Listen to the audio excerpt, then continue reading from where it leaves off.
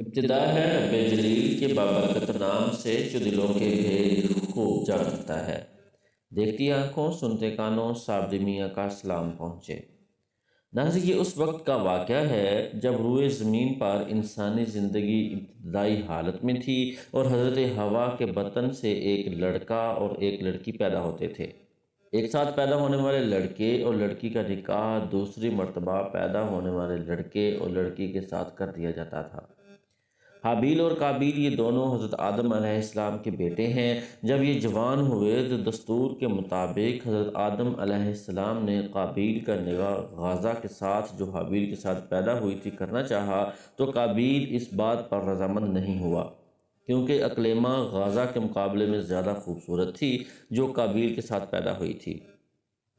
حضرت آدم علیہ السلام نے قابیل کو سمجھایا کہ یہ اللہ کا حکم ہے، لہٰذا تم یہ بات مان لو۔ اقلیمہ تمہارے ساتھ پیدا ہوئی ہے، اس لیے وہ تیری بہن ہے، اس کے ساتھ تیرا نکاح نہیں ہو سکتا۔ مگر قابیل اپنی بات پر اڑا رہا۔ بالآخر حضرت آدم علیہ السلام نے ان دونوں بھائیوں کو حکم دیا کہ تم دونوں اپنی اپنی قربانی اللہ کے حضور پیش کرو، جس کی قربانی مقبول ہوگی وہی اقلیمہ سے نکاح کا حقدار ہوگا۔ اس زمانے میں قربانی کی مقبولیت کی علامت یہ تھی کہ لوگ اپنی قربانیاں پہاڑ پر رکھ دیتے تھے اور آسمان سے آگ آ کر انہیں کھا جاتی تھی۔ قابیل کھیتی باڑی کرتا تھا اور حابیل جانور پالتا تھا۔ چنانچہ قابیل نے گندم کی بالیاں اور حابیل نے ایک خوبصورت موٹا تازہ مینڈا قربانی کے لیے ایک پہاڑ پر رکھ دیا اور اللہ سے دعا مانگی، یا الہی ہماری قربانی کو قبول فرما۔ آسمان سے آگ آئی اور اس نے حابیل کی قربانی کو کھا لیا اور قابیل کی قربانی قبول نہیں ہوئی، جس سے قابیل کے دل میں حابیل کے لیے غصہ، حسد اور بغض پیدا ہو گیا، اور وہ حابیل سے کہنے لگا کہ میں تجھے مار ڈالوں گا کیونکہ تیری قربانی قبول ہو گئی ہے۔ حابیل نے قابیل سے کہا، اللہ تعالیٰ پرہیزگاروں کی قربانی قبول کرتا ہے، اگر تو میرے قتل کے لیے مجھ پر ہاتھ اٹھائے گا تو میں تجھ پر ہاتھ نہیں اٹھاؤں گا، کیونکہ میں اللہ سے ڈرتا ہوں۔ قربانی دے کر دونوں بھائی حضرت آدم علیہ السلام کے پاس آئے۔ آدم علیہ السلام نے فرمایا، اے قابیل، تیری بہن اقلیمہ اب حابیل پر حلال ہوئی اور تجھ پر حرام۔ قابیل اب مایوس ہو چکا تھا کہ اقلیمہ اس کے نکاح میں نہیں آ سکتی، اس لیے وہ حابیل کو مارنے کی تدبیر میں رہنے لگا۔ اس دوران حضرت آدم علیہ السلام جب مکہ چلے گئے تو ایک دن قابیل نے دیکھا کہ حابیل سو رہا ہے، تو سوچنے لگا کہ اسے کس طرح سے ماروں، کیونکہ اس زمانے تک کسی نے کسی کو نہیں مارا تھا۔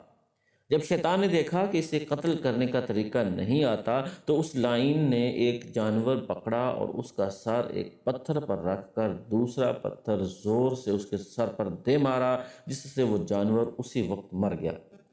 یہ ترکیب دیکھ کر قابیل نے اپنے بھائی حابیل کے ساتھ یہی کیا اور زمین پر سے ایک پتھر اٹھا کر حابیل کے سر پر دے مارا اور اپنے بے گناہ بھائی حابیل کو قتل کر دیا۔ حابیل کے قتل کے بعد قابیل یہ سوچ کر بے حد پریشان ہوا کہ اب اس لاش کا کیا کرے۔ یہ روئے زمین پر کسی انسان کا پہلا قتل تھا، کیونکہ اس سے پہلے کوئی آدمی مرا ہی نہیں تھا۔ اس لیے قابیل حیران و پریشان تھا کہ بھائی کی لاش کو کیا کروں۔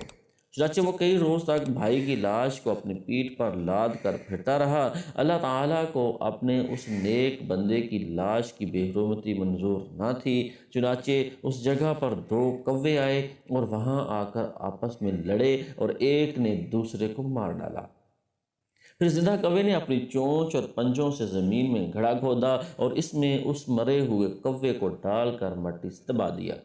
قرآن مجید میں ارشاد ہوتا ہے، تو اس کے نفس نے اسے اپنے بھائی کے قتل پر راضی کر لیا تو اس نے اسے قتل کر دیا، پھر وہ نقصان اٹھانے والوں میں سے ہو گیا۔ پھر اللہ نے ایک کوا بھیجا جو زمین کورید رہا تھا تاکہ وہ اسے دکھا دے کہ وہ اپنے بھائی کی لاش کیسے چھپائے۔ کوے کا واقعہ دیکھ کر قاتل نے کہا، ہائے افسوس، میں اس کوے جیسا بھی نہ ہو سکا کہ اپنے بھائی کی لاش چھپا لیتا، تو وہ پچھتانے والوں میں سے ہو گیا۔ اس طرح قابیل کو معلوم ہوا کہ حابیل کی لاش کو زمین میں گڑھا کھود کر دفن کر دینا چاہیے۔ چنانچہ اس نے ایک گڑھا کھود کر اس میں اپنے بھائی حابیل کی لاش کو دفن کر دیا۔ جب حضرت آدم علیہ السلام مکہ سے واپس آئے اور حابیل کو نہ پایا تو اس کو بہت تلاش کیا، مگر وہ نہ ملا۔ لوگوں سے پوچھنے لگے، کسی نے جواب دیا کہ حابیل کچھ دنوں سے نامعلوم کہاں گیا ہے۔ حضرت آدم علیہ السلام نے حابیل کے صدمے میں کھانا پینا اور سونا سب ترک کر دیا اور شب و روز حابیل کے غم میں رہنے لگے۔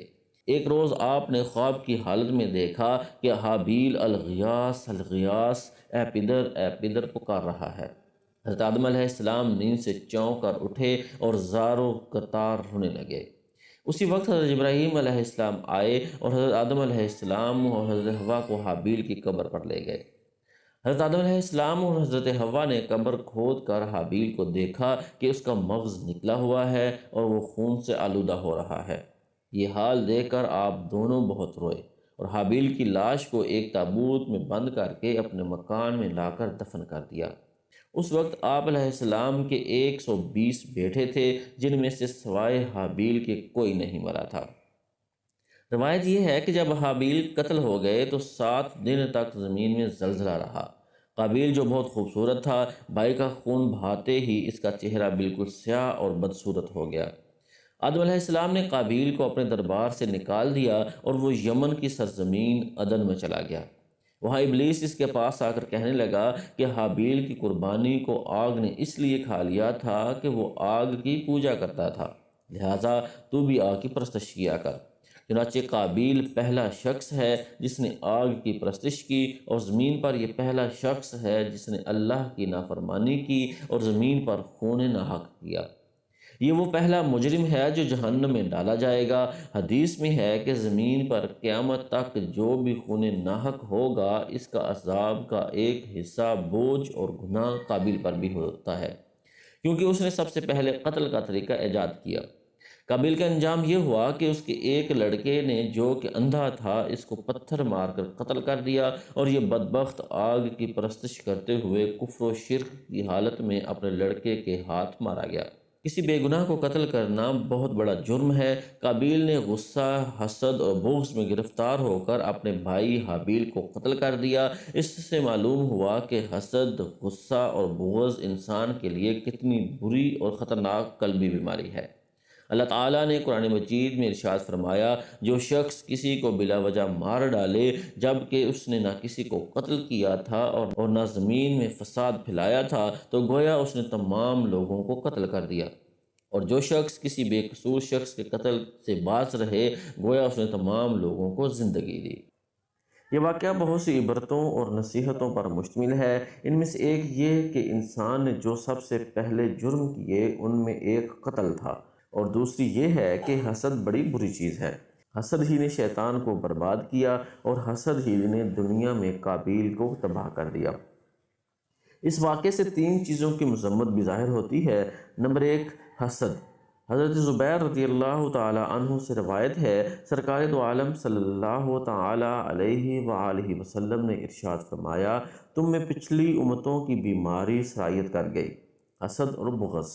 یہ موڑ دینے والی ہے۔ میں نہیں کہتا کہ بال موڑتی ہے، لیکن یہ دین کو موڑ دیتی ہے۔ دوسری چیز ہے قتل۔